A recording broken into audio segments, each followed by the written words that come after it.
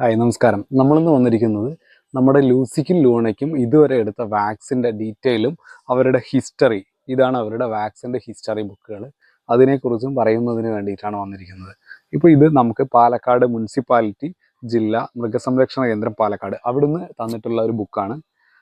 മൃഗസംരക്ഷണ വികസന സമിതി വളർത്തുനായ്ക്കളുടെ ഹെൽത്ത് കാർഡ്. അവരുടെ ഹെൽത്ത് ഡീറ്റെയിൽ ഫുള്ളായിട്ട് ഈ ബുക്കുകളിൽ ഉണ്ടാവും. അതായത് ഇവരുടെ ഫസ്റ്റ് പേജിൽ തന്നെ health card for pets, details of animals എന്ന് പറഞ്ഞ് ഫസ്റ്റ് പേജിൽ കൊടുത്തിട്ടുണ്ട്.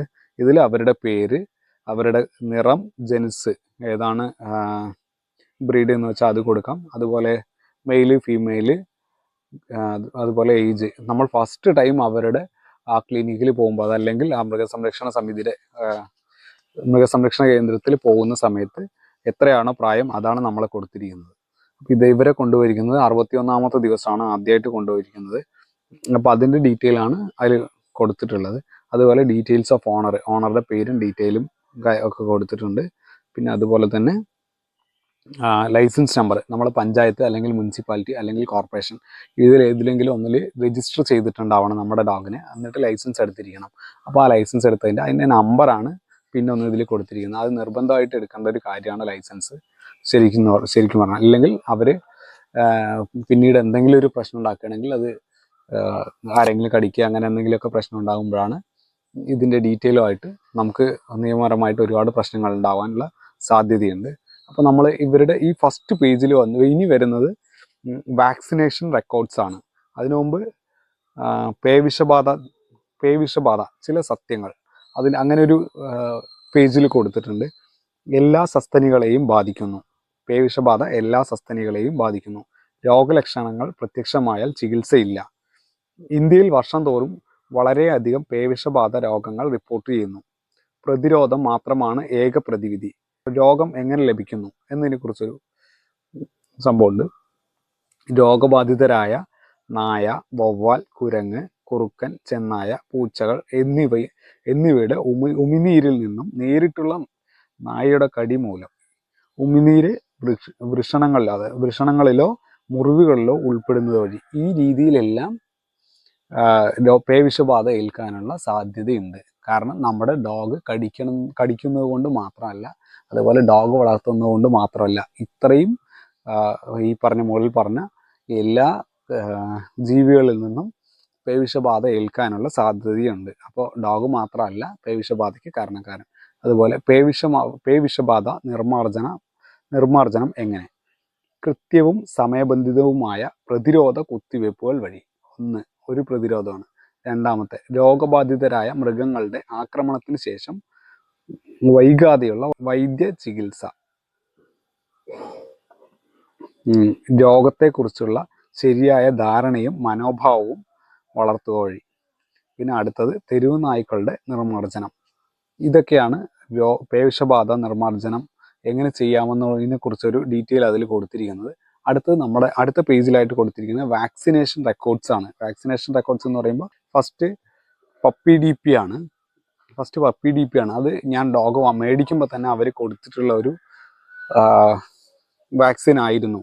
61ാമത്തെ ദിവസമാണ് അവർ ഫസ്റ്റ് പപ്പി ഡി പി കൊടുത്തിരിക്കുന്നത്. ശരിക്കും പറഞ്ഞാൽ ഈ പപ്പി ഡി പി ഒരു 45 ഡേയ്സിലൊക്കെ കൊടുക്കുന്നത് നല്ലത്. 30 ഡേയ്സിൽ ശേഷം കൊടുക്കാം. അതായത് ഡിവോമിങ് ഒക്കെ പ്രോപ്പറായിട്ട് ചെയ്തതിന് ശേഷം ചെയ്യാൻ പറ്റും ഈ പപ്പി ഡി പി. അതിനുശേഷം 1 മാസത്തിന് ശേഷമാണ് നൊബിവാക് ലെപ്റ്റോയും നൊബിവാക് DHPPIയും ഈ 2 വാക്സിൻ ഒരുമിച്ച് കൊടുക്കും. രോഗപ്രതിരോധ ശേഷിക്കുള്ളതാണ് ഇതൊക്കെ. പിന്നെ അടുത്ത് കഴിഞ്ഞ് 1 മാസം കഴിഞ്ഞ് വീണ്ടും രക്ഷാർബ് എന്ന് പറഞ്ഞിട്ടൊരു വാക്സിൻ കൊടുത്തിട്ടുണ്ട്. അതിനുശേഷം വീണ്ടും 1 മാസത്തിന് ശേഷം നമ്മൾ നൊബിവാക് DHPPI, നൊബിവാക് ലെപ്റ്റോ ഈ മുമ്പ് രണ്ടാമത്തെ മാസത്തിൽ കൊടുത്ത രണ്ടാമത്തെ തവണ കൊടുത്ത അതേ വാക്സിൻ തന്നെ, അതിൻ്റെ ബൂസ്റ്റർ അതേ മെഡിസിൻ തന്നെയാണ് നമ്മൾ ഒന്നുകൂടെ കൊടുത്തിരിക്കുന്നത്. അത് ചില ആൾക്കാർ കൊടുക്കും, ചില ആൾക്കാർ കൊടുക്കില്ല, അതൊക്കെ കണ്ടിട്ടുണ്ട്. നമ്മൾ രണ്ടാമത്തെയും കൊടുത്തിട്ടുണ്ട്. അവർക്ക് പിന്നീട് ഒരു ബുദ്ധിമുട്ട് വരണ്ടെന്ന് കരുതിയിട്ട് കൊടുത്തതാണ്. പിന്നെ അതിനുശേഷം നമ്മൾ കൊടുത്തിരിക്കുന്നത് റാബീസ് വാക്സിനാണ്. റാബീസ് വാക്സിൻ എന്ന് പറയുമ്പോൾ പേവിഷബാധയ്ക്കെതിരെയുള്ള ആ ഒരു വാക്സിനാണ്, ആൻറ്റി റാബീസ്. അപ്പോൾ അത് നമ്മൾ അടുത്തുള്ള ഏതെങ്കിലും വെറ്റിനറി ക്ലിനിക്കുകളിൽ ലഭിക്കും. അപ്പോൾ നമ്മുടെ ഇവരുടെ അന്ന് ഇവിടെ നമ്മുടെ അടുത്തുള്ള വെറ്റിനറി ക്ലിനിക്കിൽ ഉണ്ടായിരുന്നില്ല. അതുകൊണ്ട് നമ്മൾ പാലക്കാട് പുറത്തുനിന്ന് വാങ്ങിയിട്ടാണത് ചെയ്തത്. വാങ്ങിക്കൊണ്ടുവന്നിട്ട് ഇവിടെ അടുത്തുള്ള വെറ്റിനറി ക്ലിനിക്കിൽ പോയിട്ട് കൊണ്ടുപോയിട്ട് ഇഞ്ചക്ഷൻ അടിച്ചിട്ട് വന്നതായിരുന്നു.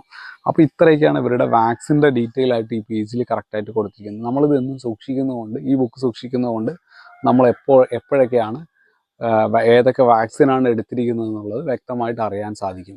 അപ്പോൾ ഒരു പരിധി വരെയുള്ള അസുഖങ്ങളും അവർക്ക് കുറയും ഈ വാക്സിൻ എടുക്കുന്നത് മൂലം. അപ്പോൾ അതുപോലെ PDPയുടെ എത്ര രൂപയാണ് റേറ്റ് എന്നുള്ളത് എനിക്കറിയില്ല.